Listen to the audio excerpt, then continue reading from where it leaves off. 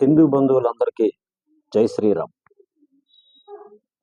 జనవరి 5వ తారీఖు నాడు విజయవాడలో హైందవ శంఖారావం కార్యక్రమం జరగబోతుంది. ఈ కార్యక్రమానికి ప్రతి ఒక్క హిందువు హాజరు కావాలని విశ్వ హిందూ పరిషత్తు, హిందూ చైతన్య వేదిక, రాష్ట్రీయ స్వయం సేవక్ సంఘ్, మిగతా హిందూ సంస్థలు అన్నీ కలిపి ఈ పిలుపునివ్వడం జరుగుతుంది. కాబట్టి ప్రతి ఒక్కరూ ఈ కార్యక్రమానికి హాజరు కావాల్సిందిగా కోరుచున్నాం. అయితే దేనికి రావాలి, ఎందుకు అక్కడికి రావడం వల్ల ఏమిటి ఉపయోగం అనే విషయమై చాలా మందికి అవగాహన ఉంది. ఇంకా కొంతమందికి అవగాహన లేదు. నేను ఆ అవగాహన కల్పించడానికి ఒక చిన్న ప్రయత్నం చేస్తాను. ఉదాహరణకి ఈ మధ్య నేను నాస్తికుని అని ముసుగేసుకున్న ఒక పెద్ద మనిషి విశ్వవిద్యాలయాలు దేవుళ్ళ పేరుతో ఎందుకు ఉండాలి అని ఒక కామెంట్ చేశాడు. అది ఏదో సందర్భంగా మధ్యలో ఉండొచ్చు, ప్రారంభంలో ఉండొచ్చు, క్వశ్చన్ ఉండొచ్చు, తర్వాత ఏదో అతను క్లారిఫికేషన్ ఇచ్చుకున్నాడు, అది వేరే విషయం. కానీ మొత్తానికి అతని నోటి వెంట ఆ పదం అనేది వచ్చింది. ఈయనే కాదు, చాలామంది మన దేవాలయాల గురించి, మన ధర్మాన్ని గురించి వ్యతిరేకంగా మాట్లాడుతుంటారు. ముఖ్యంగా మన దేవాలయాలు గత 5 సంవత్సరాలుగా, ముఖ్యంగా మన ఆంధ్రప్రదేశ్, తెలంగాణ కన్నా ఎక్కువ ఆంధ్రప్రదేశ్లో ఎక్కువ ఎన్నో ఆలయాలు విధ్వంసానికి గురయ్యాయి. ఇది అందరికీ తెలిసిన విషయమే. చాలామంది దొరకలేదు.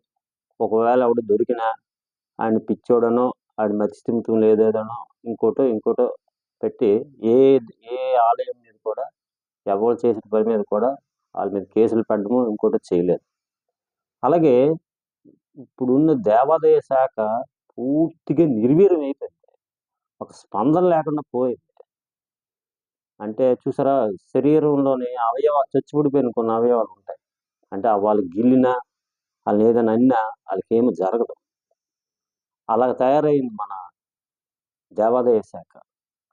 ఇందాక నేను అన్నట్టు తిరుమల తిరుపతి దేవస్థానానికి సంబంధించి వెంకటేశ్వర స్వామిని, పద్మావతి అమ్మవారి విశ్వవిద్యాలయాలు వాళ్ళ పేరుని ఎందుకు ఉండాలని వ్యక్తి అంటే కనీసం టీటీడీ దాని మీద స్పందించలేదు.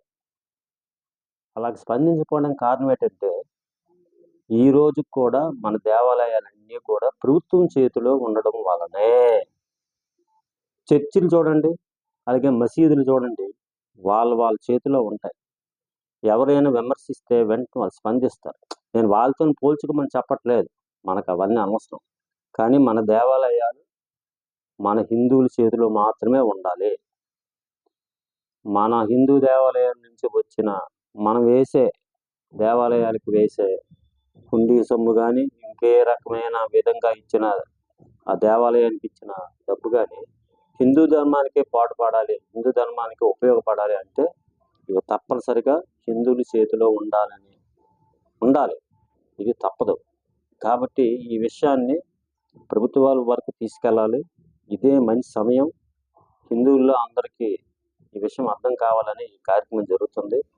ప్రతి ఒక్కరూ హిందువు కూడా కదిలి బయటకు వచ్చి ఏదో క్రికెట్ మ్యాచ్ వచ్చినట్టు, లేకపోతే ఇంకేదో కార్యక్రమం టీవీలో చూసేద్దాం, లైవ్ టెలికాస్ట్ చూసేద్దాంలే అని అనుకోకుండా ప్రతి ఒక్కరు కూడా వచ్చి ఈ విజయవాడలో జరగబో హైందవ శంఖారావం కార్యక్రమంలో పాల్గొనవలసిందిగా నా ప్రార్థన. జై శ్రీరామ్.